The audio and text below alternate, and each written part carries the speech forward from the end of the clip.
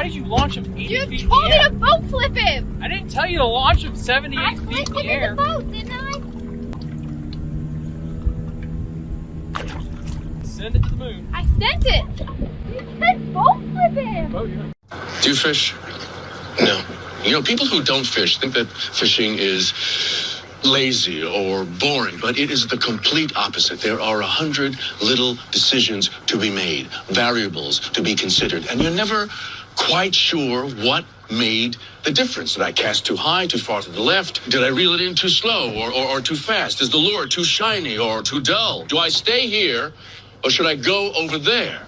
And you know it's not luck, but you do not know by how much. Because I am never, disappointed out here because I don't expect anything, because anything is possible. I can be hopeful out here, even in failure. Because I know if I just go out there around that tree, it might be different. Something might be different. Something I do might make a difference. On my property, you didn't win in my yard. Wait. All of you. Daddy, chill. What the hell is even that?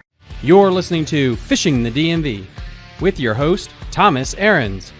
Fishing the DMV is brought to you by Jake's Bait and Tackle, located in Winchester, Virginia. If that doesn't get you jacked up, I don't know what will.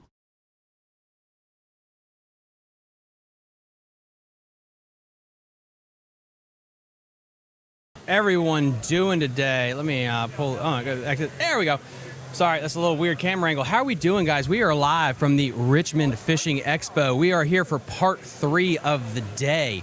What we're going to be doing here first is we're going to be having the championship for the casting kids. Again, this is the Casting Kids Championship. We are going to be live streaming the whole event for the casting kids. So you guys don't want to hear me talk. We want to watch these kids perform at the high elite level. So I'm going to bring them up here on the screen.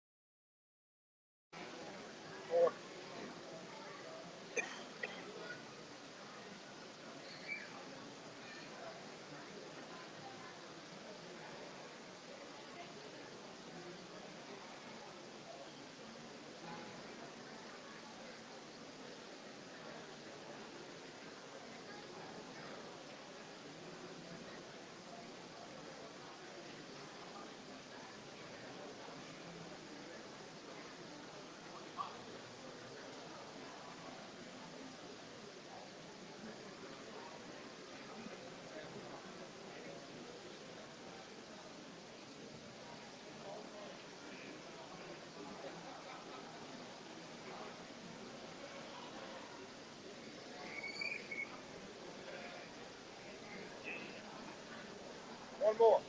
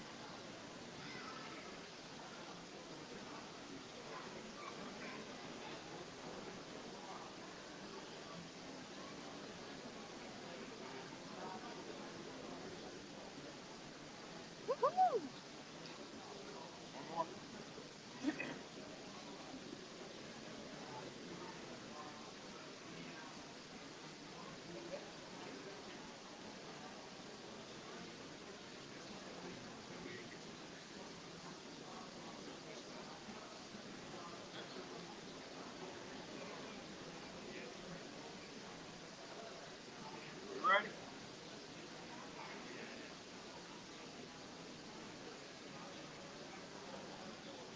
You scoring now?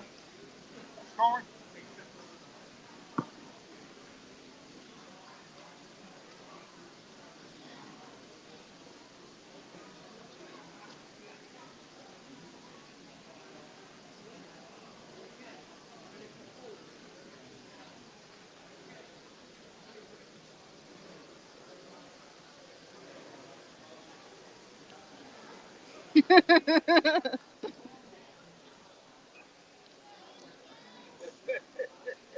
Maybe I need to move over here. Yeah, yeah.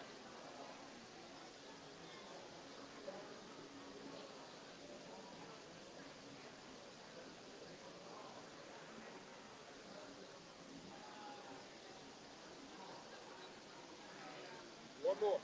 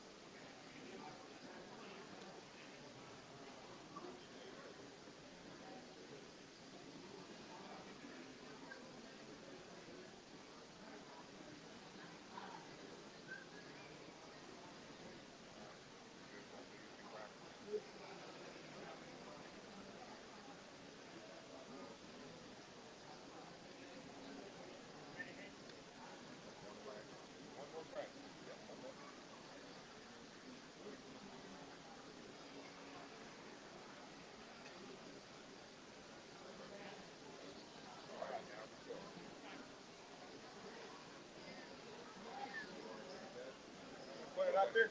Yep.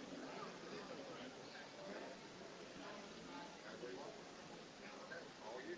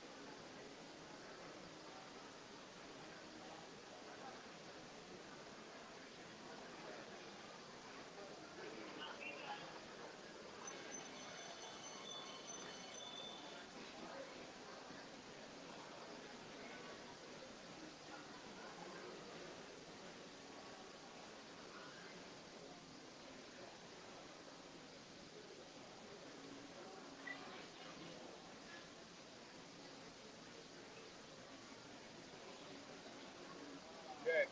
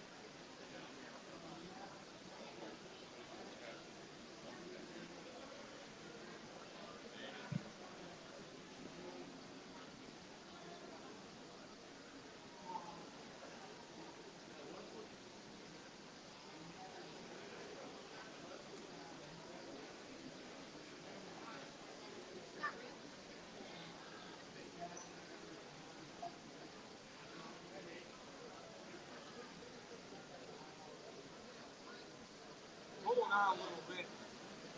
See if it'll. I think it's good now, yeah.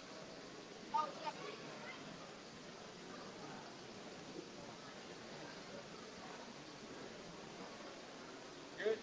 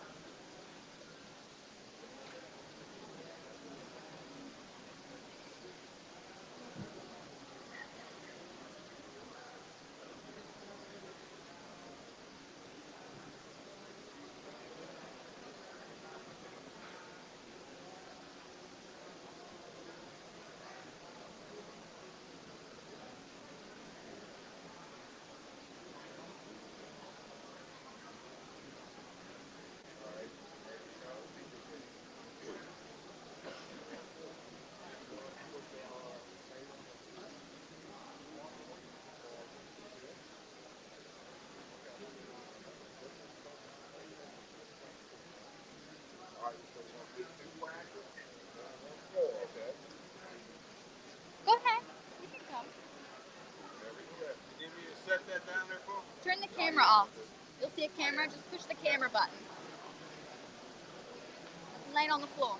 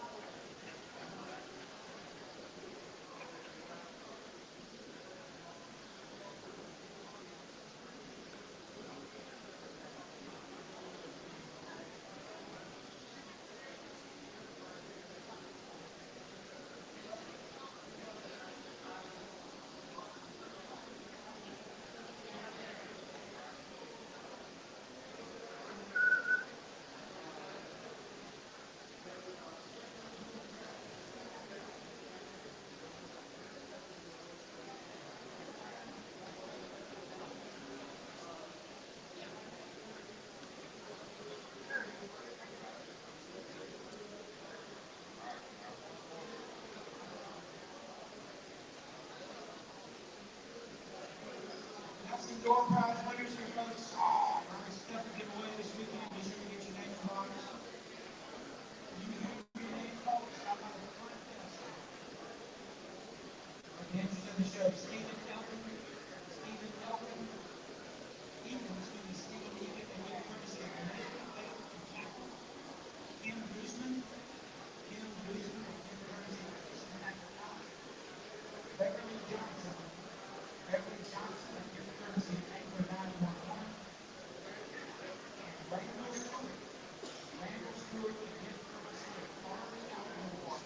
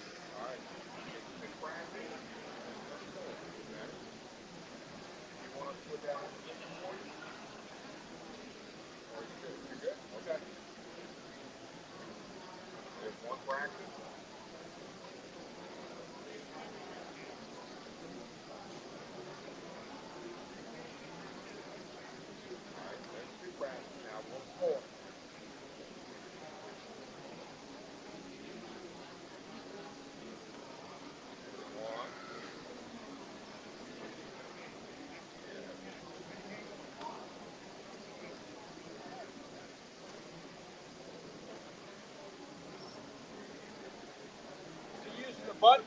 Huh? Is he using a button? Yeah. Should be using the button. Well, he's just holding it and letting it go. That's still classified as a fish, isn't it? Should be using the button up here. Get 10, but I know that's right. 10.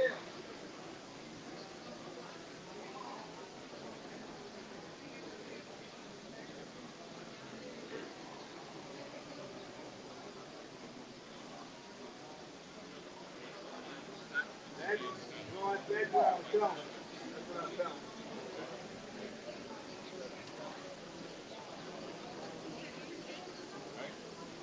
Yeah, but we're gonna need to redo that first one then. Yeah. All right.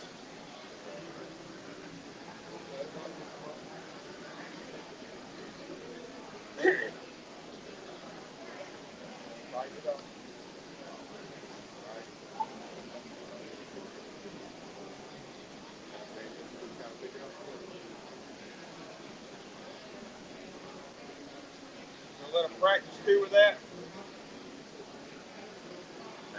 Okay. So that's one. Put it on. There's four. Okay.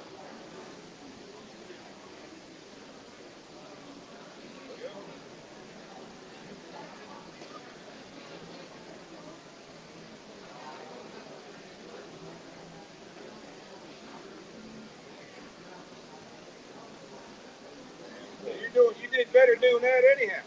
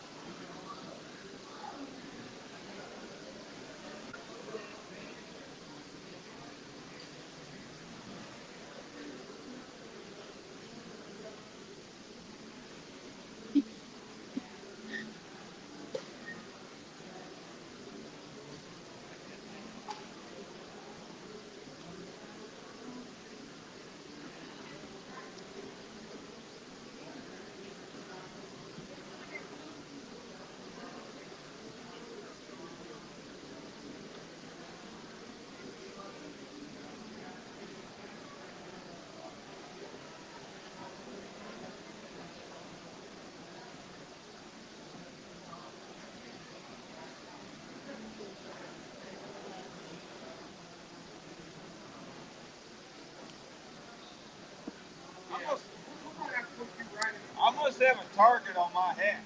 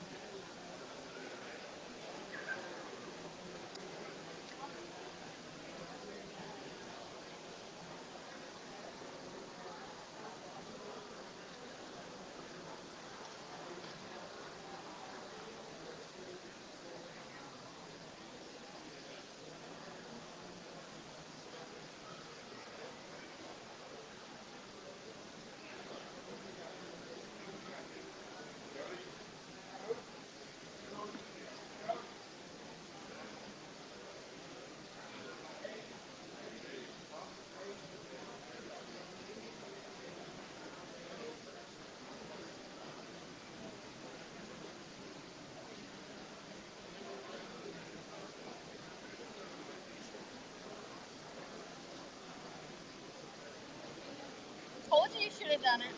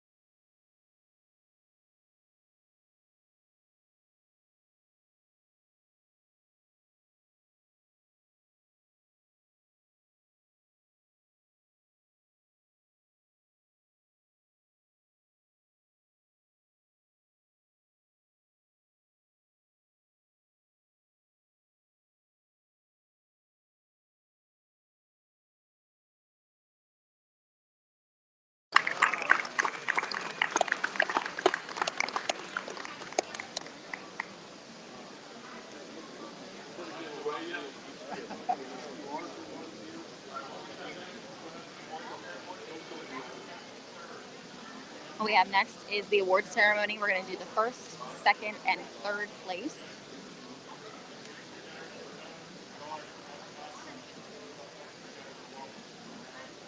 Once they're finished up, everybody's welcome to take pictures and come on in. Get pictures of the kids. Way to go.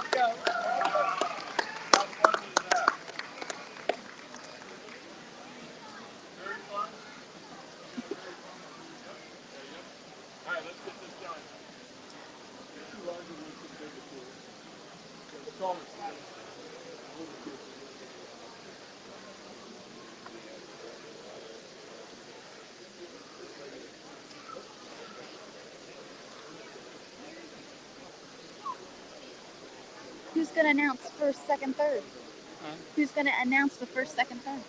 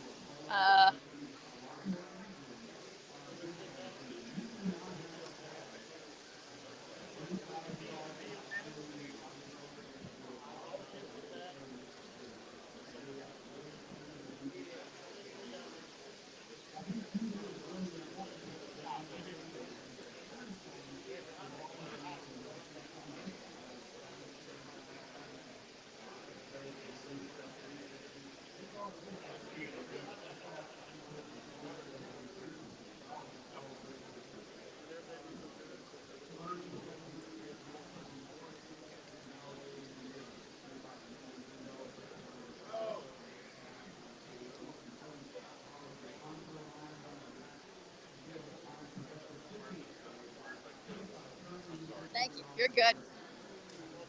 Super duper. Of course.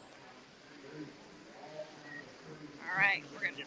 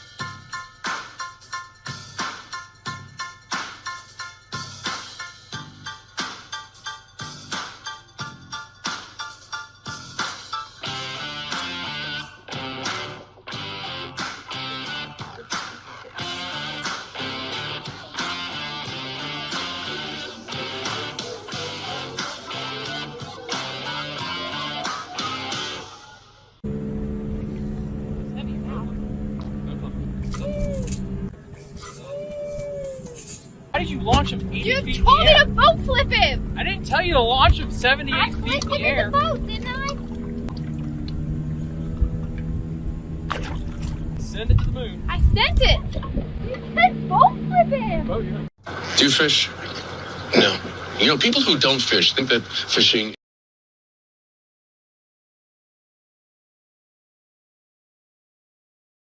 really hope you guys have enjoyed the coverage we did of the Casting Kids competition. For all the parents out there, that is still going to be available. I'm not monetizing any of that, so you can go get it, screenshot, clip it, do whatever you want, so you have that available to you. Today's been absolutely crazy. I did not expect today, when I woke up this morning, to be as busy as it was, which is a good thing.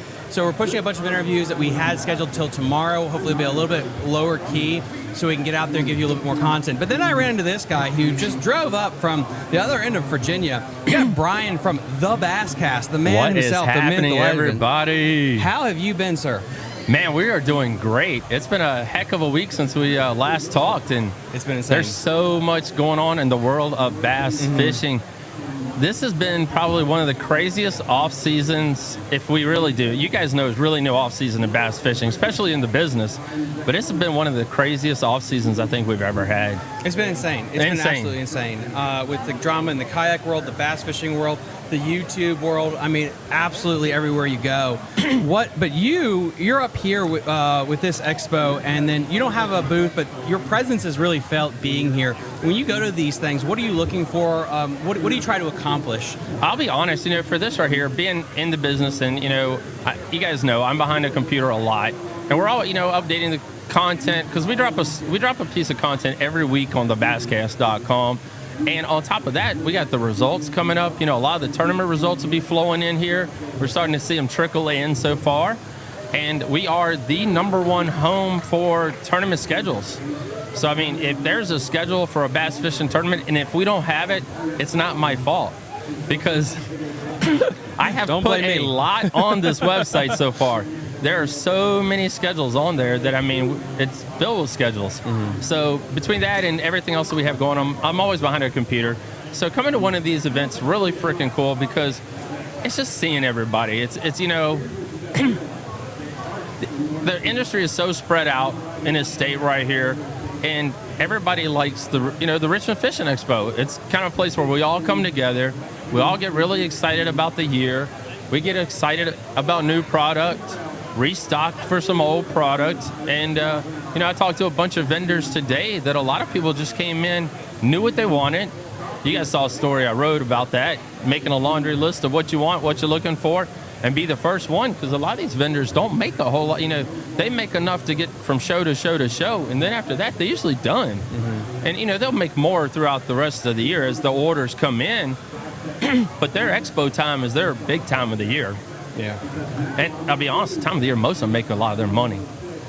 Yeah, that's true. That's really true. And it's really interesting when you look at the local versus national, regional shows, because everyone knows like the ICAST, but I've always made especially after doing these shows for a while now, and ICAST is really good for the national scale of things, but if you're a guy that lives in the Susquehanna Basin, going to that local show, regional show, will probably give you more value just for your own personal fishing than if you got a ticket.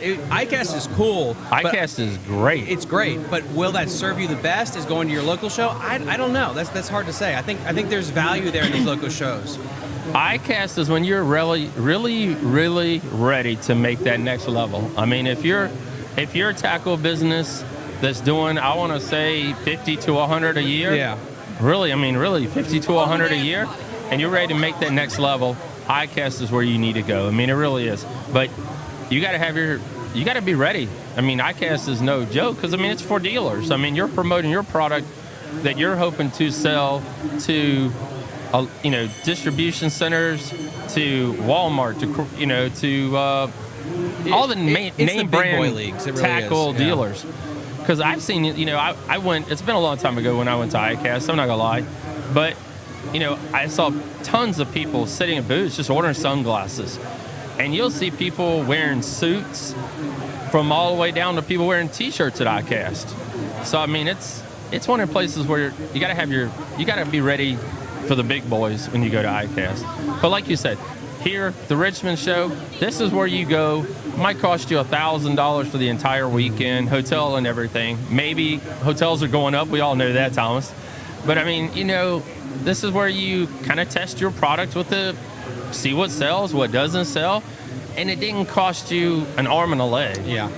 Yeah, it's going to cost you. I mean, you're in a business. Sorry. Exactly. And then from the customer standpoint of everything, like this is where really I think you should go. If you're not a traveling pro, these shows are so good to get really that niche, that granular level of knowledge about your local fisheries. Because, you know, and Gerald Swindle talks about this a lot. He talks about bait selection. Like if you're a touring pro, you only need 3 or 4 colors. But if you fish the Susquehanna River, I'm just going to use that as an example, you can get so granular with like, okay, it has to have this many specks of chartreuse in it, right, and whatever. And so this is where, if you're new to an area, and I have so many people, because Northern Virginia, it's California 2.0, it's so transient, so many people are getting here, and they ask me like, what should I do for fishing? Go to a local show, because that's where you're going to get the in-depth knowledge on that place, and then go to places like the Bass Cast, like that, to get all the information that you need. There's so many great speakers here today. Yeah. I mean, you're going to, you know, and like I said, you're going to meet new tackle dealers, and you're going to build a relationship with them.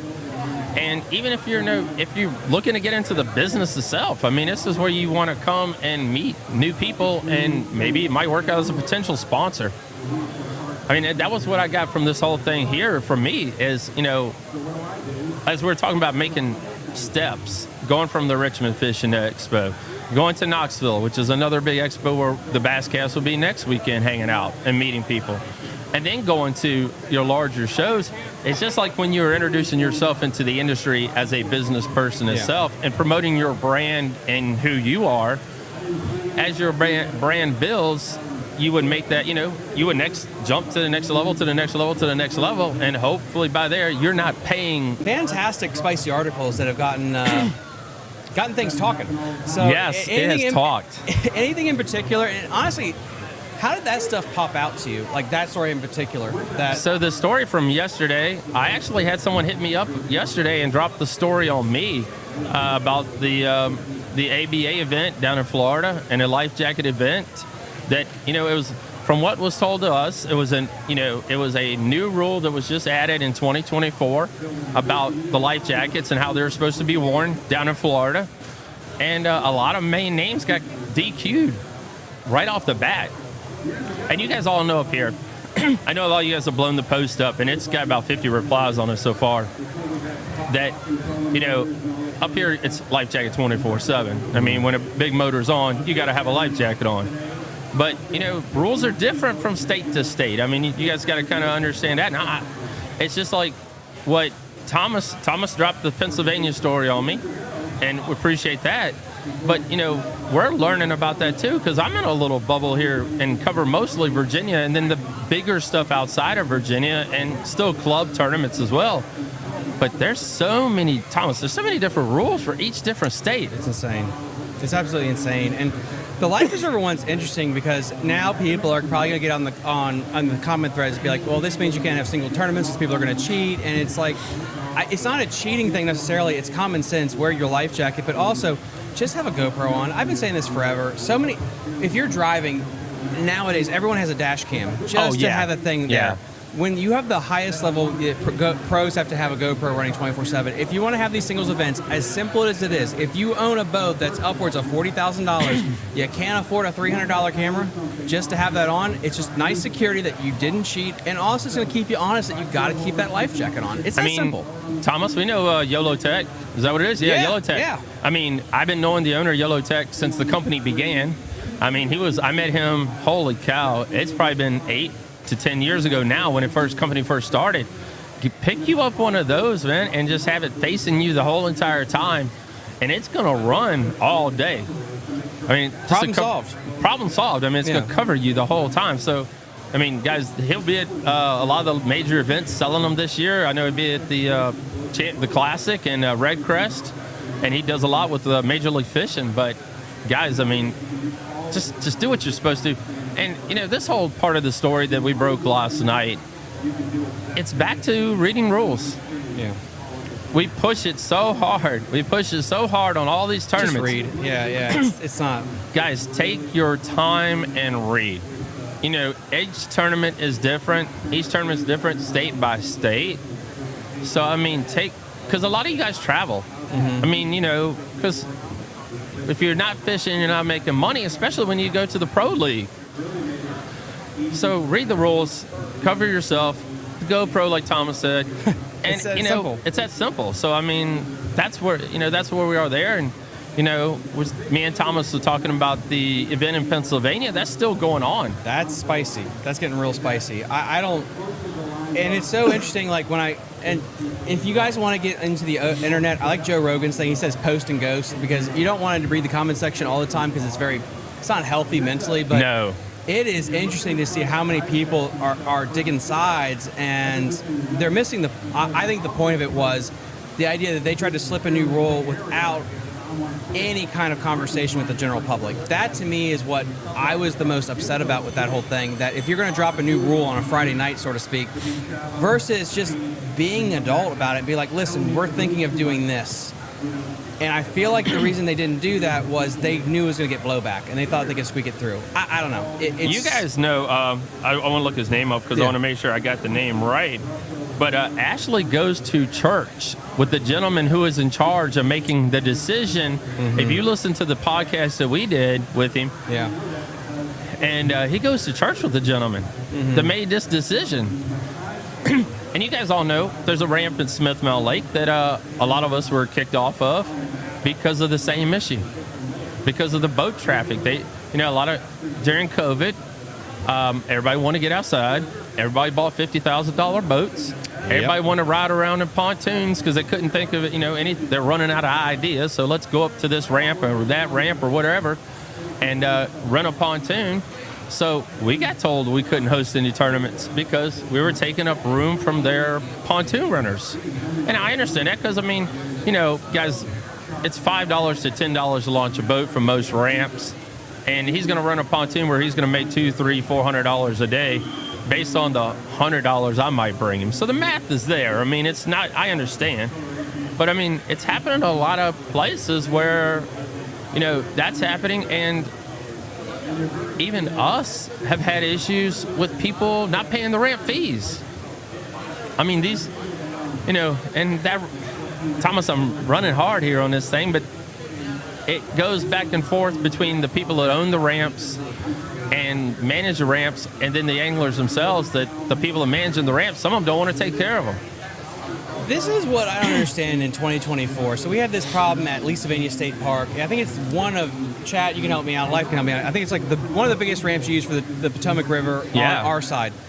And they want somebody there at 4 a.m. to only do cash and pixie dust. And it's like, but if I get on the greenway, I have a little puck that I drive up and it swipes it and it's good to go. Why is it some of these boat ramps, you can't automate? It's 2024. Why does it always have to be a guy with, you need change, exactly? Come on. Well, I'll tell you this, Thomas. I actually, in 2023, I went to a couple different boat ramps here in Virginia this year I had never been to, and they have implemented that. And there's no one to pay. You swipe and pull, and you get your, permit, your sticker, and you put it on your truck, and you're good for the day. So, yes, you are right. I am tired of going to Clarksville, Virginia, and having to ride all the way down there because all I have is a debit card. Yeah. And I got to go all the way around back, see this lady, pay her my money, and then leave and go cover a tournament. If you're worried about people not paying, you put a gate up and you have to swipe, and then it opens up. And it's that we're treating this like it's brand new technology that we've never heard of. And if you're afraid of people not paying, we can fix it. So is it because there's a lack of initiative to do it? There's something, there's a reason we're not making things better, I guess. Yeah. I don't know if it's, and this, I'll tell you, this ramp wasn't a ramp that you could camp. This was just one you could fish out of. And that might have had something to do with it as well, because they want to, be able to help campers and, people who are staying the night or the weekend, whatever they're camping. And I kind of understand some of that. But it would be nice, even during the off season when no one's camping. But everybody now is 24/7 camping, fishing, and we're doing all of it 24/7 since COVID. We all know the fishing industry went freaking crazy. It did. And me and Thomas both, I can't speak for Thomas, but I can speak for myself. I am reaping the benefits of that. And guys, thank you for all that. Thank you for the shares, the likes, the comments, the blow-ups on all the posts. All that stuff. Because after COVID, people, like I said, people were looking for something to do, and we were it. And we were at the right place at the right time. That's what it's about, is being at the right place at the right time. Wasn't there something else that I saw that I didn't get to read much into? Wasn't there 2 college kids that were DQ'd from something as well? What happened there? Yeah, that was a umbrella rig issue. Really? Yeah, that was an umbrella rig issue, and I think it was because they had, I couldn't remember exactly what happened about the umbrella rig itself, but it was because they had the right amount of baits, but I think they had too many of the arms. Gotcha. So yeah, 2 college kids, and this was a championship. This was just coming from Florida, and it was the Major League Fishing College Championship. And they had to reset everything on the results because of that. And I think, was it like one of the top teams, if I remember correctly? I thought it was the top teams, yeah. Yeah, one of the top 5 teams is one of the ones that was disqualified. That's insane. I mean, yeah, it's just read the rules and really make sure you understand what you're doing. That's the thing, is like, read through whatever you're doing, whether it's your life jacket, whether it's dealing with boat ramp issues, or you're getting DQ'd for like the umbrella rig. If you read, you can get a lot of this stuff from becoming an issue. You also, as you stated earlier, you have probably the biggest website with almost every tournament imaginable on there. And I know we dropped an episode earlier, a couple weeks ago, talking about it. But just for the new people that are going to be listening to this thing, where can they find that website? And then what kind of tournaments do you have coming up? All right, guys, thebasscast.com, if you guys don't know. But, we have the CAC tournament schedules. We keep a lot of that on the website as well. The Basscast kicks off in March, so that schedule's on there as well. But guys, we're open to any schedule. I mean, you can email me a schedule today at media@thebasscast.com, and we'll put your schedule up on the website. If you want your tournament, I mean, guys, we ran a couple ads this year, and we're not lying about the thousands of people that visit the website a day. Thousands of people that visit a day. So and tournament schedules are right there at the top because everybody wants to know where to fish. And it was crazy. I was at a tournament. I was in Bugs Island at a cat tournament this year, and had someone walk up and go, "It would be great if we knew a place that had schedules." And I'm like, guys, I got schedules. I got so many schedules I don't know what to do with. I mean, from Virginia to North Carolina to South Carolina. If you run a tournament series down there and you want your schedule on the website, just send it to me. That's awesome. It takes about an hour to get your schedule on the website. But like I said, I'm here to promote you. I mean, I ain't gonna lie. I took 2 years off from fishing. I didn't really do a whole lot of fishing because I really wanted to grow the website and put in the work that needed to be put into the website to get it where it is now. But that's why I'm doing this, is for you. I know I'm not that. I mean, I grew up deep sea fishing. I mean, I grew up out of a back of a deep sea boat, fish piers, all that crap. That's what I did as a kid, and I spent a lot of time on piers. But that's how I grew up in ponds. Everybody had a farm pond in their backyard, and my family had a farm. And I grew up farm ponding. So I do this for you. It's there. It's a service. If you want to use it, thebasscast.com. That's all I can tell you. I mean, it's something I do for you guys, and I love the sport, and I love the people that are involved in the sport, and all the people that I get to meet and hang out with. So that's, it keeps me young. It really does. It really does. It keeps you in the loop. And guys, really go follow Basscast. They got great articles. You have a podcast too. Yeah, I don't think we plugged that yet. Radio, make sure we get guys. That. Yeah, hit us up. I mean, we're if you'd like to be a guest on Basscast Radio, we'd love to have you. I didn't drop an episode this Thursday because the one I dropped from last week was still blowing up. But we record every Wednesday and upload every Thursday is our game plan, and we talk to anglers from all over the globe. And I know we were talking about that on the last show, and we're all trying to find our niche and where we need to be. And there are a lot of podcast shows out there, and Thomas's is really cool because Thomas covers everything. If you can catch it, Thomas has got it. And I don't cover everything. There's no way in this world I could keep up. I would have to shut everything else down to be able to keep up with. And that's a great thing about Thomas's show. I mean, from muskie to striper to bass to catfish. He was talking to someone here a little while ago. So, I mean, you're going to learn a whole lot about fishing. But, I mean, for us, it's we talk more about the mental aspect of bass fishing. And everybody knows how to fish. I mean, if you've made it to that level of fishing, for a lot of the anglers that we talk to that are gambling, as my fiance says, $5,000. That'd be a hot one right there. Yeah.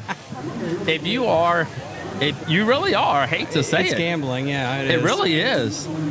But it's great. We love it. and we love the beauty of it, and we love seeing the big bass. But you are sorry, not sorry. I mean, but yeah, I mean, if you're donating in your chance to win $5,000 at a tournament, then you should know how to fish. Yeah. I mean, your skills, as we were speaking of earlier, guys, going the different stages, you should be at the final stage. Yeah. I mean, unless you just got a crap load of money you want to throw away. You should be at that final stage and be confident that you can catch fish on any body of water. And, you know, I had John Sokup on last week, and we were talking about that as well. And John's a big fan of not practicing. I mean, he's different anglers do different things. That's impressive. Because they like to have that clear mind when they get out there on that body of water.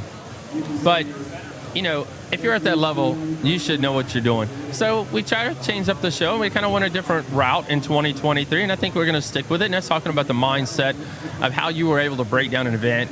You know, how, if you got frustrated, I mean, how did you handle frustration? You know, how did you handle, fish getting off? I mean, the hook set, what's the number one topic? I mean, you hear about, my God, it's hook set. Yeah. Losing fish. I'd have won this thing if I'd have only had 10 more minutes or only wouldn't have lost 3 fish. Mm-hmm. That's the number one thing you hear at every freaking tournament you go to. Yep. Hey, man, that fish are biting. If I only needed 10 more minutes, I'd have caught them things. I guarantee you right now, I'd have won that tournament right there. Guaranteed. So, or if I wouldn't have lost 5 or 6 fish that day because my hook set wasn't good that day. I was off a little bit. And they were pecking at it that day instead of taking the whole lure. Yep. Guys, we've heard the stories. I mean, I've been doing this stuff over a decade now. I've heard every story you guys want to tell me. I've heard them all of why you didn't do well. But I'm hoping I can help you do well through Basscast Radio in 2024. Brian, again, thank you so much for coming on today. I know this was a heck of a drive for you. And then you guys are in the Knoxville area next week. Yes, yep, we are going to be at the show all day on Friday. A lot of great pros are going to be there. My BFF, Matty Wong, will be in the house. I'm awesome. A huge, I had Matty Wong on right after he won the Bass Nation Championship. Awesome. And he got for his chance to go fish the Elite Series. And we've been friends ever since. We talk all the time. He actually just come back from overseas fishing. So, I mean, fishes all over the world. He, first angler from Hawaii to fish the Bassmaster Elites. So we're going to be hanging out with Matty Wong and Bass Geek as well. You guys all know my co-host, Bass Geek. We're going to be hanging out with him at the Camus booth. And I'll have stickers and postcards and anything else. And we'd love to see you. And, guys, I want to tell you this right now. This is a great show. I'm not going to knock it whatsoever. This is a great show, a great time, and it's been a great turnout. This has been one heck of a turnout. But if you're looking for some unique hand-painted crankbaits and you're a big crankbait fan, you need to be in Knoxville, Tennessee this weekend for that show right there, because it's 4 or 5 rooms full. Like I said, it's another step to the next level. Amen. Guys, again, as always, go check out Basscast. They run a fantastic program, great articles, great podcasts, and great tournaments. Go check them out at Knoxville. This is what we're going to be doing, guys. We're taking a 5-minute break. Then we have Jared in the house. He's going to be emceeing the next guest here. He's got a really great story for you. So, again, we got like a 5-minute break, maybe less, and then we're going to have him in.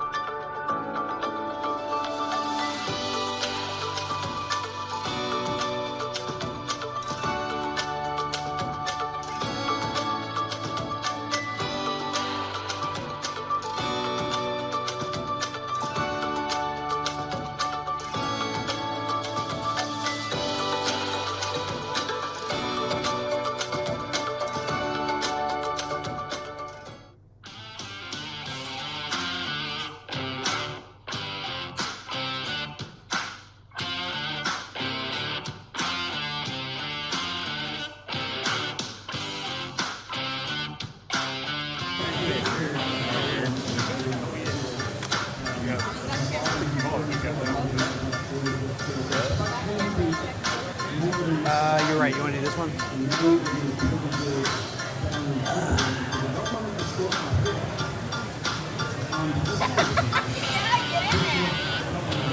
You got this, dude. Be brave. You want to become a professional, man? Get this car.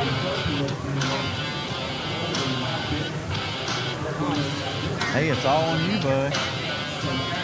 I'm here for support, just so you don't choke. Both of them. Give your phone number in case any of the girls want to date you. This is where you put your band-aid. It's on.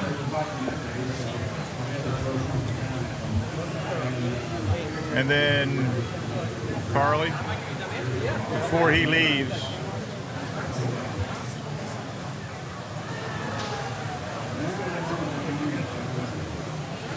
oh, I got you. Here we go. All right. And then go this way a little bit. You go that way a little bit. There you go. And then move your mic over. All right, perfect. And getting it dialed in here.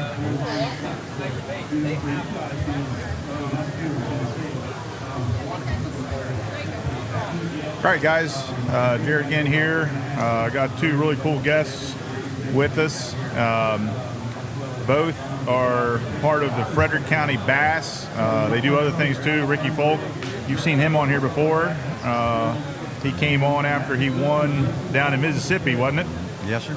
And won an open down there as a co-angler.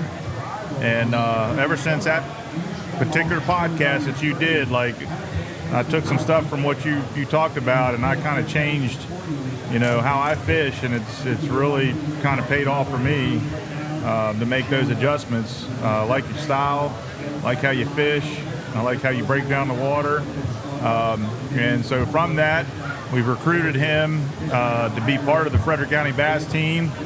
Just knowing his knowledge and expertise, and just in the the angler world here, what he could bring to our team. And I wanted to see it like as coaches. We have advisors, but I needed coaches to coach these young men and teach them how to tournament fish, not just how to fish, but how to tournament fish and catch those best 5 fish. And Ricky and others have done a great job to really bring our team up to another level. And he's got with them here today Caden, and we'll be asking some questions here. But Caden and his partner Gavin both qualified for state tournament down at Bugs.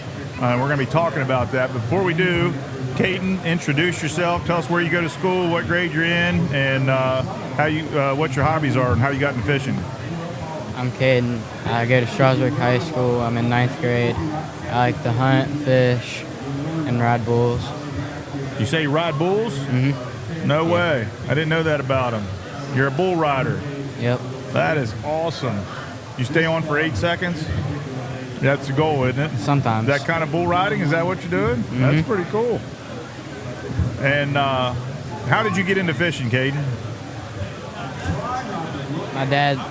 My dad took me out on the boat and just asked if I wanted to try something new, and then he just started out with a little dock demon and just started, and I just kind of got into it.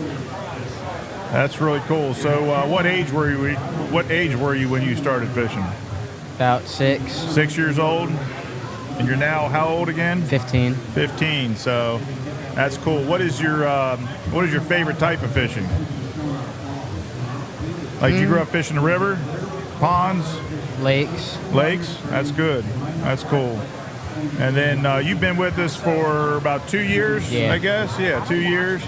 And got your boat captain here. And you guys maybe talk a little bit about this past year, the success you've had. And I see we opened up at Lake Anna, right? How was fishing Lake Anna for you guys? It was tough until we started finding fish and getting on them. How did y'all finish at Lake Anna? Do you remember? We did a lot of flipping, found the bite in the grass, up the right arm, which was kind of surprised that we didn't have a lot of boat traffic up that way. And, you know, it was a new technique that the boys hadn't really got to experience yet. And so once they figured it out of what I was trying to teach them how to do it, they caught on pretty fast. But you know, sometimes when you're teaching kids new techniques, you have to be patient with them. You know, you got to show an example of what you're trying to do, where your strength is in that grasp, because with these kids, you have to realize in order to get it out of the grass, you have to put that bait in a position where they can actually fight the fish. That's right. If you put it in too deep, they're not going to get them fish out. That's exactly right. So, you know, I explained to them, you know, stay close to the front, partially in, but not too far in, because one of them big ones gets you, you're not getting it out. You know, it's a little bit different for us older guys. You know, we got a little more strength and experience. So, and Ricky brings up a good point for those that don't know. So as a boat captain, we're both boat captains, and we each have 2 kids on the boat. In a practice day leading up to, we're allowed to fish with them, and we're allowed to, you know, teach and instruct and actually fish right along with them. And so there is that learning process that takes place, and it can work both ways too, especially as kids get older. You know, sometimes I'm learning from them as well on certain techniques. You know, Christian on the swim jig, he's been really showing me some stuff on that. But what you said is so true. Is now one thing I like that Bass has done in the youth. Now on tournament day for the senior guys, the kids are in high school. We don't do anything. We run the big motor. That's it. These kids are running the trolling motor. We're not allowed to net them. We're not allowed to fish. We are allowed to coach, and that's what I was going to say too. I like it used to be you had to like call a timeout, and you only had certain times you could actually instruct. But I love the fact that they allow us now to coach, and so just a verbal type thing of, you know, where to pitch, where to flip. I mean, what make suggestions on, you know, what to do or where to fish or the type of lure. And I think that has, because at the end of the day, like you're saying, Ricky, it's all about teaching and growing, you know, the angler and you know, to make them a better fisherman, because it is, to your point, it is different also tournament fishing with each other. Yeah, exactly. Yeah, and you know, and as another thing too, you have to work with each individual kid to let them know, you know, you're fishing at a team. You know, it's not who catches the fish or who catches the most fish. At the end of the day, when you walk through the scales, you are a team. That's exactly right. So you got to be there to support each other. That's exactly right. You know, you have them days where one kid has got the hot hand. You know, and that's what you got to explain to the kids, you know. And you can, I mean, you could possibly move them from front to back. You know, you catch a fish, okay, let me come to the front, or stuff like that. But, you know, you try to keep your better fishermen on the front of the boat, so the back one could be there for support and actually pick up additional fish, which that day they both actually helped each other, contributed to have the limit that they had. That is very cool, and that's a great thing too, the team concept. And I'm constantly telling our guys, if one gets hooked up, like, get your rod down, get the net, let's get this fish in the boat, and then we'll get back to it. So let's move forward. Then the second tournament of the year was down at Bugs Island, down at Kerr Lake, and that's a 2-day. We got 2 single days. So we fish a Saturday, one day, and then Sunday's a whole new day. Kind of talk us through those 2 days on Saturday. Start, Caden, with you on that first day down at Bugs Island. Like, and that was the day you guys were in the top, right? How did you all finish that day? Second place out of, I think there was over 70, 75 boats in the senior division. There was over 100 between both the seniors and the juniors. I think it was over 114. Over 100 total, So it was a big field. So Caden, kind of talk to us about that morning down there at Kerr, that first day, how that went for you guys. I mean, it was hard, and then once we started to find the fish, it kind of got easier during the day, and then it kind of, like later in the evening, it kind of got back to like fish not biting, and we just had to go find bait and stuff, and just move around and just try to find fish. And then between you and Gavin, how many fish did you catch? How many fish did he catch? Do you remember? I think day one I had 4 and he had 1. I think you had 6 or 7 bass keepers that day. Yeah. And I think Gavin had 3 or 4. But we had 2 in the box pretty quick. I mean, no sooner than we set the boat down, I mean, it was game on from as soon as we slapped the trolling motor in the water. That's cool. And, you know, then we got the first couple in the boat. We made some changes, made some location changes, started doing a little jump fishing here and there in the same area. We fished the same area for practically 2 days. Wow. So when we fished that area, we had to watch how much we fished. Right, because you got to come back day 2. Yeah, we got to come back day 2. So there were several times we went back and hit our juice several times that day, and it paid off. And Caden, what, like, the other thing we were talking about team, I got to thinking too, like styles of fishing. Like, what is your favorite thing to fish? What is your favorite style or favorite bait to fish? I like to fish docks. You say docks? Yeah. And what do you like to throw around those docks? Shaky head, chatterbait. And chatterbait. And then how does your partner, Caden, Gavin, how does he compliment you? Like, what is his style? Is his style the same or a little different? His is probably throwing a Texas rig under a dock. Texas or rig, shaky okay. head. So then speed too, how fast you fish. I know we talk about this a lot of times. The team, you know, working the same speed, not one working too fast and the other one slow, and kind of working together until you figure out that pattern, you know, is what's going to work.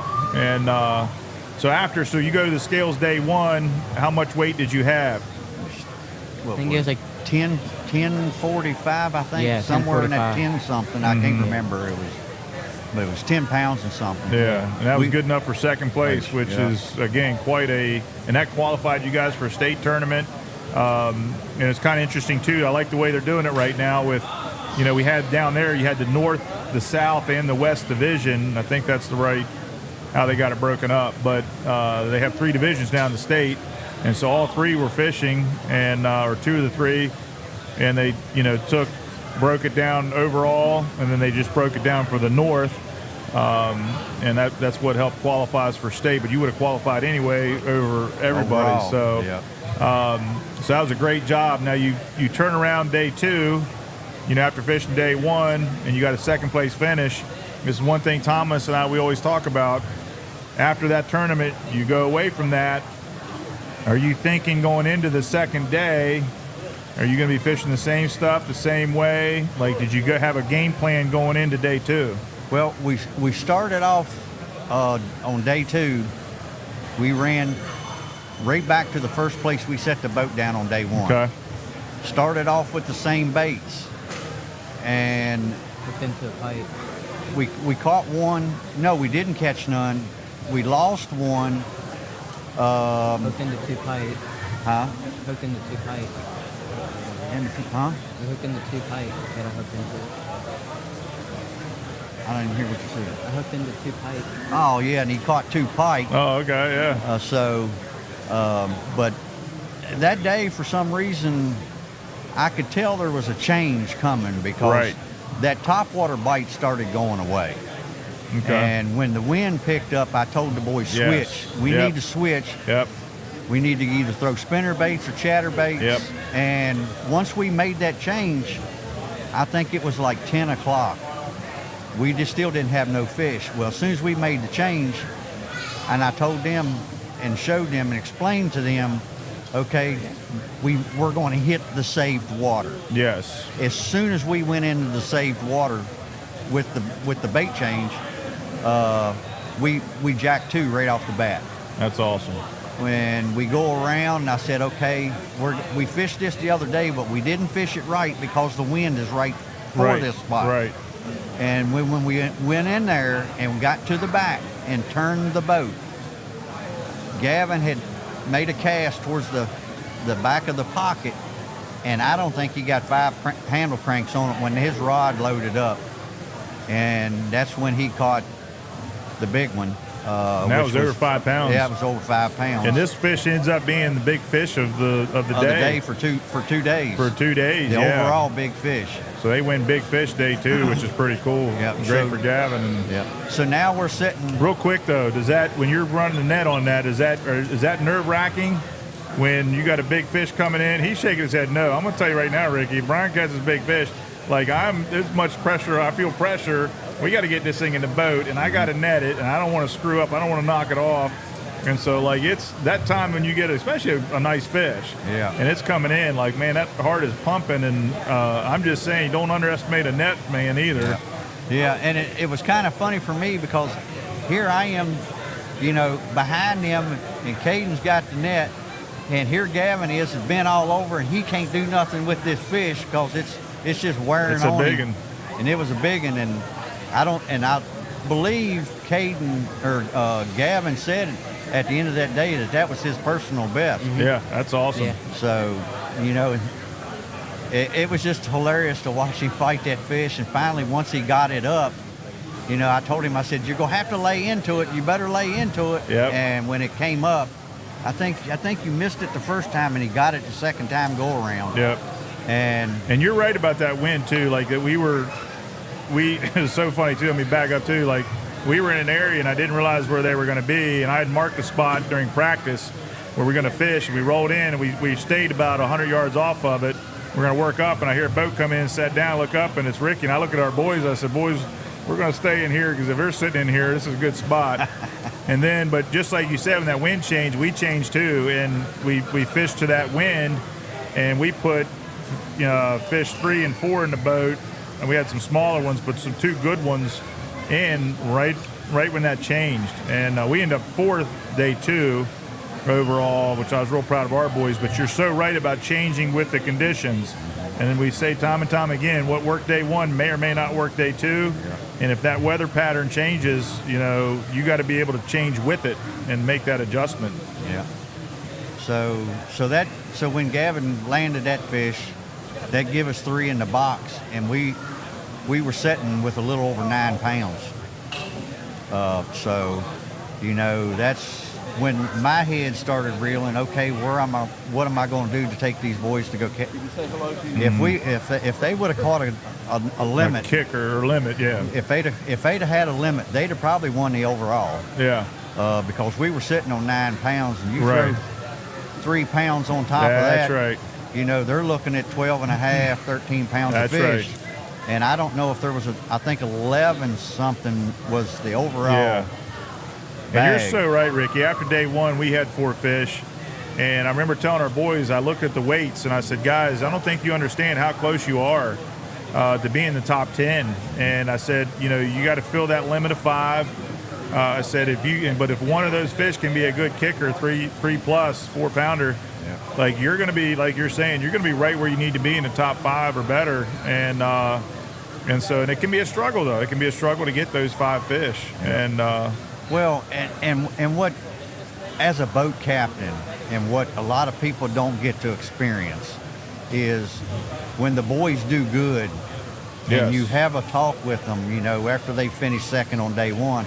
I was like, look, guys, don't lay down on me on day 2. Just because you made it on day 1, you're still here to fish. Yep. So let's see if we can either match what we had or do something better.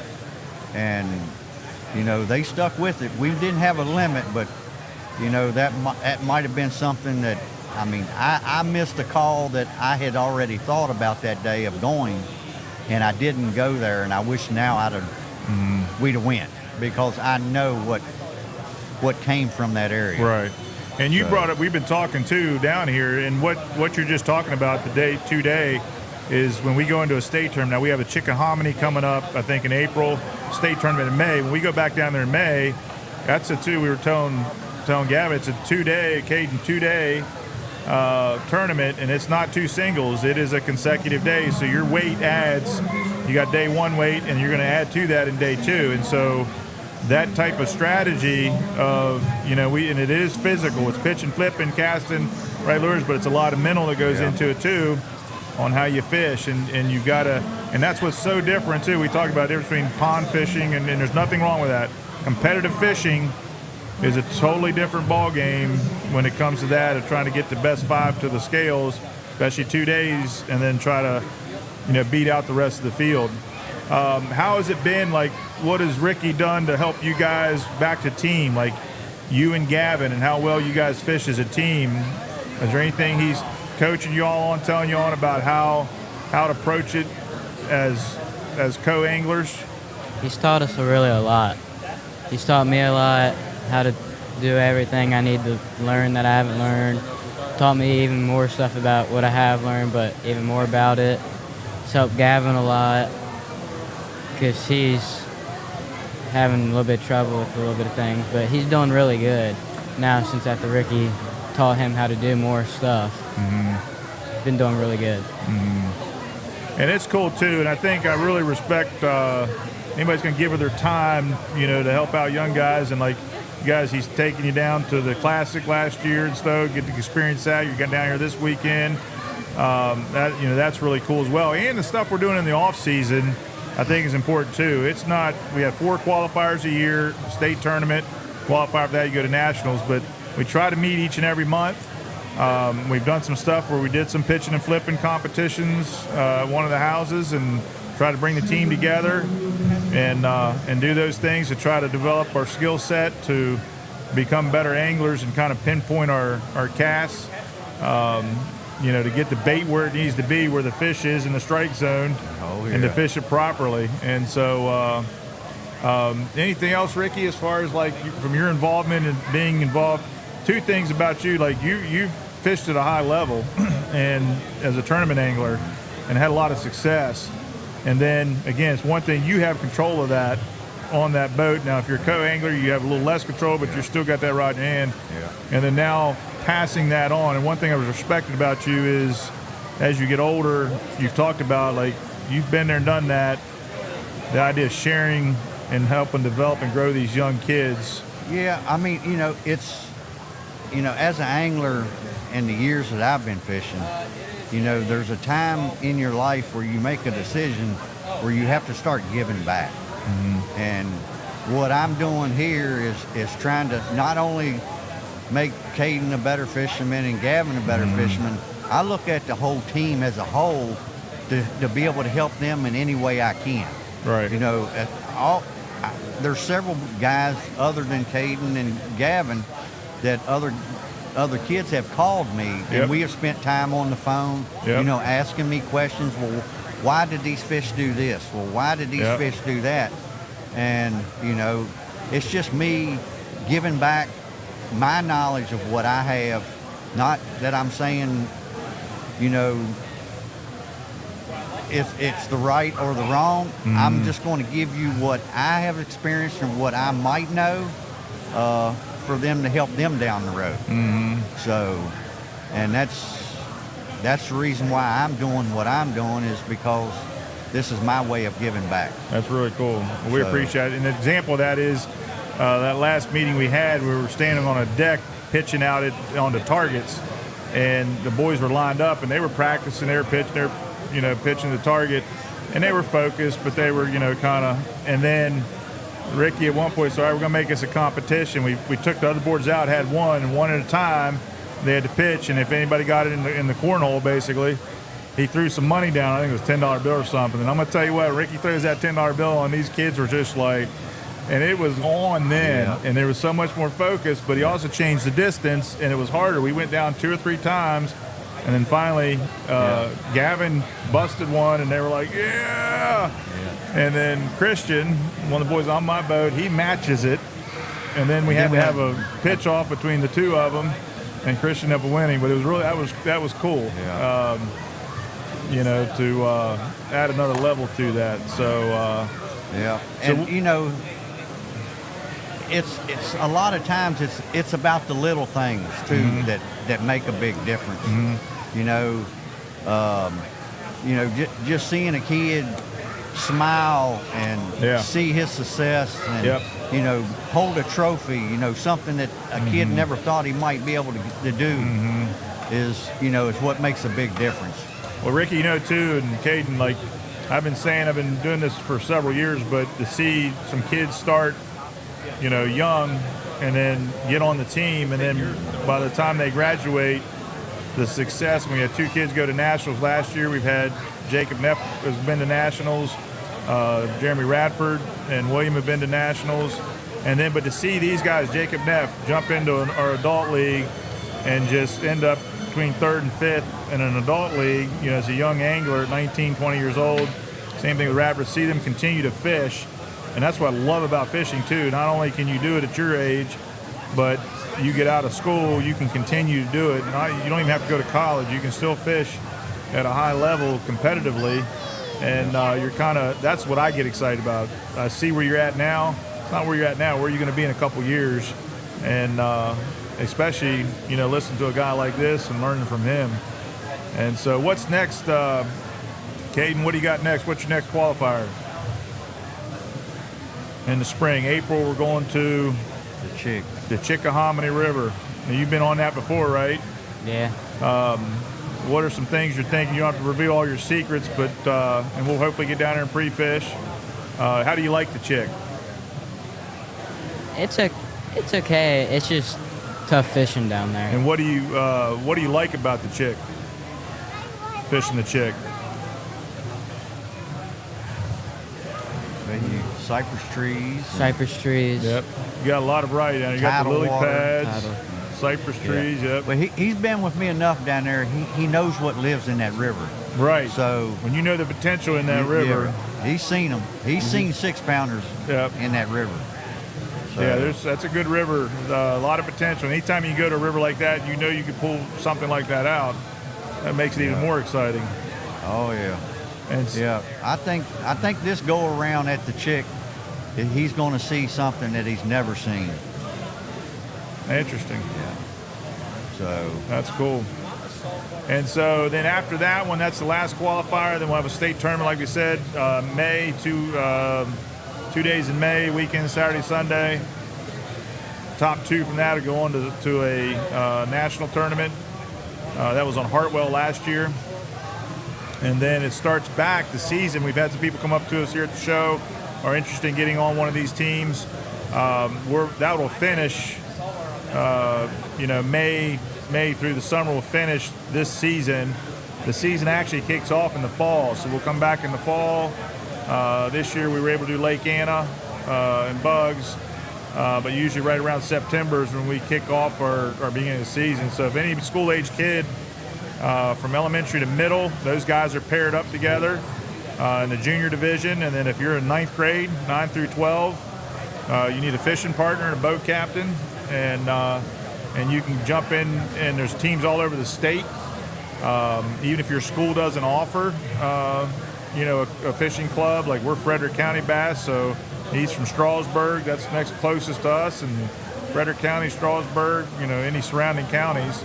And I'd also say, too, not just the kids, like Ricky does and I do, if you have a boat and you're interested in captaining, reach out to us, because we'd love to add more as we try to recruit young anglers. We need boat captains to take these kids out. And I don't know, Ricky, about you, but it has been very rewarding. And it's different not having that rod in your hand on tournament day and watching them. And it's tough. I mean, when the fish are biting, it's tough to sit back as a person like me and Jared. I mean, we do other things outside of the youth. Yeah.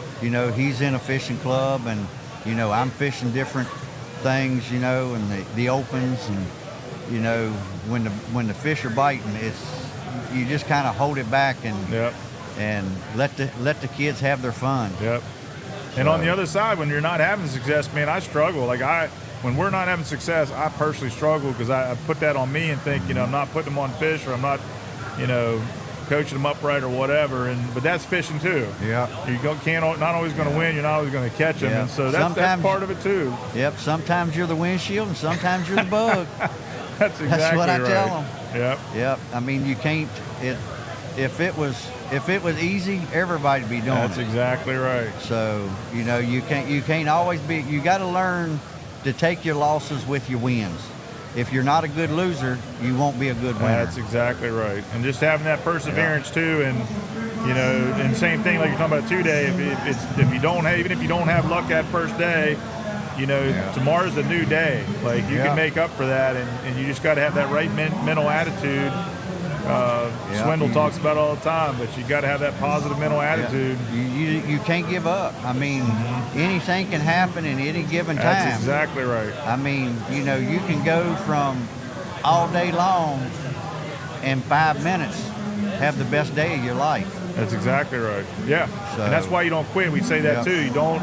You're right. You could be sitting on 1 fish or 0 fish at 11, 12 o'clock. Don't quit fishing, because if you hit that feeding window, you can put 3 in a boat right now. And then again, if one of them's a good one, so that's why you don't quit. Yeah. You just keep fishing. Yeah. So that's it. Well, we're proud of you, Caden, and we appreciate everything you're doing, Ricky. And so the end of the season's coming up. So wish you luck. And the good thing for you, you're a freshman. Okay, so, and I believe Gavin's a freshman also, right? Mm-hmm. And so you guys are both freshmen with 3 years to go. And well, again, what I'm excited about is, you got this season. We'll see how you finish up, and then you just build on that each year thereafter, and we'll see where you end up. So appreciate you guys coming on. And what's been your favorite part of the Richmond show? Hanging out with you all and just going around and look at stuff. You got yourself a nice rod too. What'd you get? Favorite bait caster. Bait caster. How many ounces is that bad boy? 2 ounces. 2 ounces. I put it in my hand, Ricky. I thought I was holding a feather, man. Yeah, There's like nothing to it. Yeah. I think you got a new rain suit or something, didn't you? Yeah, and I got a Africa rain suit. Man. Boy, living the dream. Yeah. You have to get back to work when you get back home. Yeah, I believe so. What's your favorite food? Deer tenderloin. Deer tenderloin. My boy shot a big buck last year. 9 point, 10 point? 11. 11 point. Down in Shenandoah County. That was a nice buck, so you're definitely an outdoorsman. And very good stuff, guys. Well, listen, I appreciate you guys, and keep up the good work, what you're doing. And like we said before, if there's anybody else out there wanting to do this, you go to Virginia Bass Nation. You go Virginia Bass Nation Youth. They've got a booth set up here this weekend as well. And what I like about that too is, what I do like about bass, we're talking about bass and MLF and all that stuff, what I think they do really well, they've got the junior program now, the junior teams, the high school, the college program is really strong. And then again, you can get out and continue to fish as long as you want to fish. And it's going to cost you a little bit of money. We've been talking about that too, and that's the thing. We're realistic with these kids. Did we not talk about and have that conversation? If you want to fish, you got to be. You can't. Very few people get paid to fish, and to just do that exclusively. And so, Ricky, his career, he's a tradesman in HVAC and got a good job, and that allows him to be able to, fish these circuits. And so, I know Gavin was talking about possibly being a lineman or electrician, and what do you want to do when you grow up? Rig welder. Good, welding. So again, and I think that is so important too with young people. We do that. The last meeting we had too, we start looking at having some goals, and what do you want to do when you grow up? What are some goals that you have? Because the reality is, it's great to have that dream to be an elite or to fish on the front of a boat, but reality is it's an expensive sport when you think about travel expenses and fuel and lodging and entry fees and all that stuff, baits. Yeah. I mean, it's so anyway, so that's a good lesson though. Yeah. We talked about that this weekend. Yeah. So you got to be real with them. Yeah. So, well, guys, I appreciate you. And Tiger Crankbaits too. Yeah.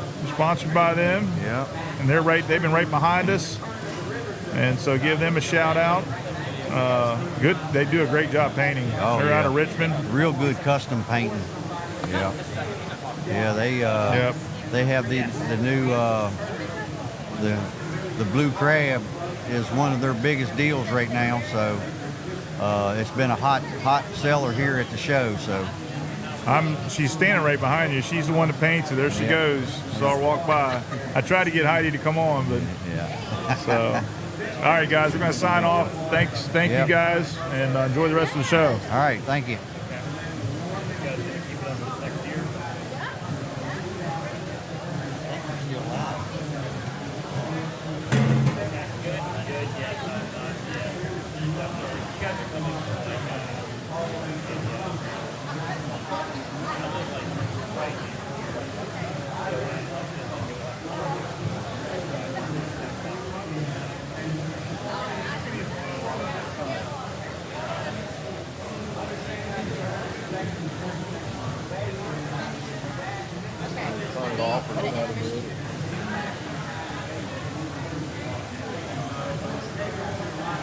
All right, quick intermission till I get Tommy to come back.